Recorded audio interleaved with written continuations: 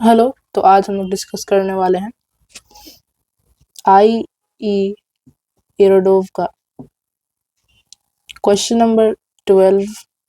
और ये हम बात कर रहे हैं एसएचएम चैप्टर की, है ना।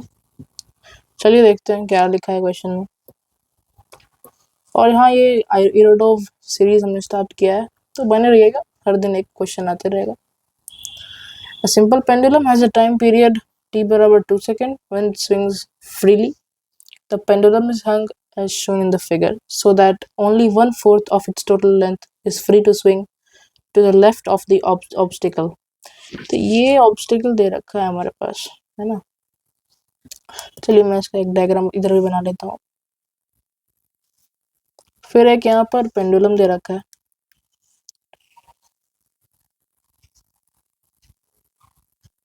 मान लेते ए पोजीशन है। और जो पेंडुलम है इसका लेंथ मैंने मान लिया कि ये एल है, ठीक। तो ये जो लंबा वाला पेंडुलम है, time period of pendulum is 2 second, ठीक। अब लिख रखा है कि जब वो ऑब्स्टिकल के पास आता है तो इस जगह पर ये जो बी पॉइंट है, या सपोज क्वेश्चन में दे रखा है इस तरीके से ना, इस तरीके से ही बना लेंगे। बी पॉइंट दे रखा है कि ये जो पार्ट है ये L/4 के बराबर है, ठीक। तो हम लोग से पूछा है कि how long will it take to swing it to extreme displacement B and return to A। यानी कि ये हमसे पूछा गया है कि जब ये ए से रिलीज किया जाएगा, इस पॉइंट से, ए पॉइंट से जब रिलीज करेंगे इसको, तो ये पॉइंट यहाँ मैक्सिमम डिस्प्लेसमेंट बी तक जाने के बाद वापस रिटर्न जो करेगा तो उसमें टोटल टाइम कितना लगेगा, है ना। ये हम लोग से पूछा है। काफी सिंपल सा क्वेश्चन है। चलिए देखते हैं कि इसको कैसे सॉल्व करेंगे। सबसे पहले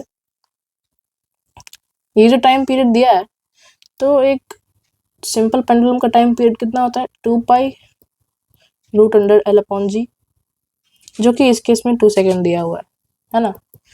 तो मैं मान लेता हूँ कि जो t of L/4 pendulum b t dash, ठीक है, क्योंकि t हमने इसको माना था, बड़े वाले लेंथ वाले पेंडुलम को। तो t डैश की जो वैल्यू होगी वो कितना हो जाएगा, 2π√L/g टाइम्स ऑफ, ये भी अंडर में है, √L/g टाइम्स 4, क्योंकि जो length of pendulum B, assume कर लेते हैं पेंडुलम का नाम बी है, लेंथ ऑफ बी इज कितना, L/4। क्यों, क्योंकि यहाँ क्वेश्चन में लिख रखा है, क्या लिख रखा है कि so that only 1/4 of its total length is free to swing, ठीक है। तो यहाँ से जब हमें पता है कि t का वैल्यू था 2π√L/g, और इस जगह पे अगर हम t का वैल्यू सब्स्टिट्यूट कर दें तो क्या हो जाएगा, t dash is equals to t times of √1/4। तो क्या t डैश का वैल्यू t/2 नहीं हो गया, और यहाँ हमें पता ही था t का वैल्यू 2 है, तो यहाँ पे पुट कर देंगे। टाइम पीरियड आ गया इसका 2/2, 1 सेकेंड के बराबर, ठीक। ये आ गया हमारे पास। अब पूछ रहा है कि how long does it take to swing to extreme displacement B and return to A? Assume that the displacement angle is very small, या is always small। तो अगर मैं इसको यहाँ से कॉपी कर लूँ,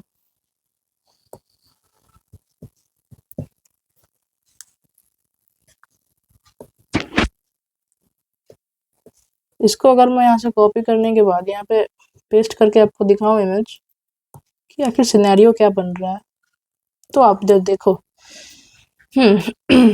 तो इधर समझते हैं कि जब ये ऐसे था, मान लेते हैं कि जो पेंडुलम था ए, अगर यहाँ पे कोई ऑब्स्टेकल नहीं होता तो उसका ये मेन पोजीशन होता, मान लेते हैं यहाँ से वो हिंज किया हुआ है ना। ये एल लेंथ का जो पेंडुलम है ये वाला, है ना। तो यहाँ से इस जगह से लेके यहाँ तक का टाइम पीरियड कितना हो जाता। पहले आप ये देखो कि अगर यहाँ ऑब्स्टेकल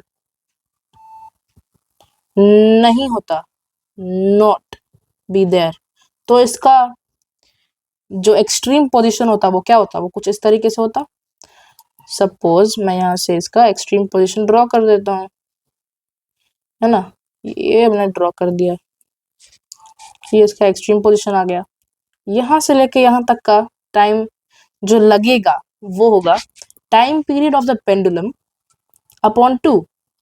और वहीं अगर ये यहाँ से यहाँ जाने के बाद वापस वहां चला जाए तो पूरा एक ऑसिलेशन कंप्लीट हो जाएगा, तो वही उसका टाइम पीरियड हो जाएगा, है ना।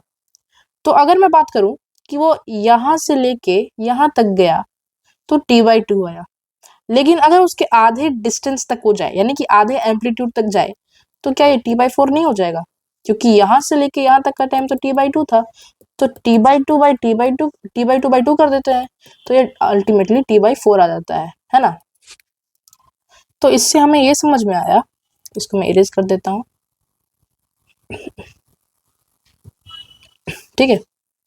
इससे हमें ये समझ में आया कि जो ये वाला पॉइंट है, ये वाला पॉइंट सपोज मैंने इसको C मान लिया, तो A to C में टाइम कितना लगेगा टोटल, t/4 लगेगा। टाइम पीरियड 2 था तो t/4 1/2 हो जाएगा यहाँ से, ठीक है। तो A to C 1/2 सेकेंड्स, ये हमारा पहला पार्ट हो गया। सबको लास्ट में ऐड कर देंगे हम लोग, है ना। अब हमने निकाला था यहाँ से time period of the small pendulum जो कि था B, तो उसका हम लोग निकालेंगे कि ये उसका है कौन सा पॉइंट, ये है इसका इक्विलिब्रियम पॉइंट। क्यों, क्योंकि अगर ये इसका ये मैक्सिमम डिस्प्लेसमेंट जो क्वेश्चन में दे रखा है, तो ये जो पॉइंट B वाला है ये अपने एक्सट्रीम पोजीशन पर है, तो ये उसका कहीं पे मीन पोजीशन हुआ होगा, ये इसका एक्सट्रीम होता। लेकिन जो लेफ्ट एक्सट्रीम है वो तो सही है, but the right extreme would not be this, because तब तक के लिए ये ऑब्स्टेकल यहाँ से उठ चुका होता। तो जो ऑब्स्टेकल इस समय ऐसे है वो ऐसे हो गया होता, तब तो फिर ये नहीं आ पाता। तो दैट इज वाई जो हमने इसका टाइम पीरियड निकाला है ना, जो हमने टाइम पीरियड निकाला है इसका जो कि था 1 सेकेंड, उसको हम लोग लिख सकते हैं t', है ना। और तो लिखेंगे यहाँ से, मान लेते हैं कि ये मीन पोजीशन से स्टार्ट किया था, है ना। तो ये जो पोजीशन इसका गया इसका एक्सट्रीम पॉइंट तक, ये कितना हो जाएगा t/4 हो जाएगा, है ना। अब ये t/4 इधर फिर वापस इधर आया तो t/4 plus t/4 comes out to be t/2 seconds. और t' यहाँ पे, है ना, t' हो जाएगा, t' दे रखा था 1, सो C to B and B to C total कितना हो जाएगा 1/2 सेकेंड्स हो जाएंगे। तो इसको यहाँ पे लिख देते हैं कि C to B plus B to C comes out to be 1/2 seconds as well। ये हो गया हमारा सेकेंड इक्वेशन। लास्ट में सबको ऐड करना है जैसे कि मैंने पहले ही बताया था। ये मैं इरेज कर देता हूँ, ये मैंने रफ वर्क मेरा है ना, ठीक है। अब जो लास्ट पार्ट बच रहा है उसको मैं एक और डायग्राम यहाँ पे पेस्ट करके बता देता हूँ आपको। अब क्या बच रहा है, मान लेते मैं दूसरा कलर का यूज कर लेता हूँ, सपोज दिस वन। ये जो यहाँ तक वापस रिटर्न किया B to C जो ये वापस आया ना, जो मैंने लिखा है B to C, अब ये C पॉइंट से A पॉइंट पर वापस जाएगा, तो C to A जाने में इसको कितना टाइम लगेगा। अब ये चल रहा है टोटल एम्पलीट्यूड का कितना हिस्सा चल रहा है, A/2 चल रहा है, ये टोटल A चल रहा है ना, क्योंकि ये पूरा डिस्टेंस A है तो ये A डिस्टेंस चला। और एक टाइम पीरियड को कंप्लीट, एक ऑसिलेशन कंप्लीट करने में कितना टाइम लग रहा था, 2 सेकंड लग रहा था। और एक ऑसिलेशन में हमने कितना चला, इधर से A चला, फिर इधर भी A चला, फिर इधर A चला, फिर इधर A चला, तो 4A चला, है ना। तो A चलने में, वो भी मेन पॉइंट से एक्सट्रीम पॉइंट पे चलने में कितना टाइम लग जाएगा।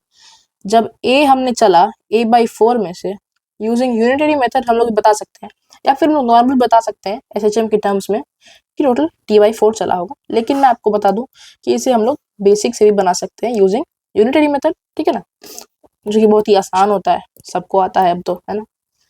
तो ये क्या हो जाएगा, यहाँ से T/4 सेकेंड्स हो जाएंगे, और T कितना था, 2 था, तो 1/2 सेकेंड हो गया। अब हमसे पूछा था क्वेश्चन में टोटल कितना टाइम लगा, है ना, how long did it take, right. तो टोटल टाइम निकाल लेंगे यहाँ से 1 2, और इक्वेशन 3 जो है यहाँ पर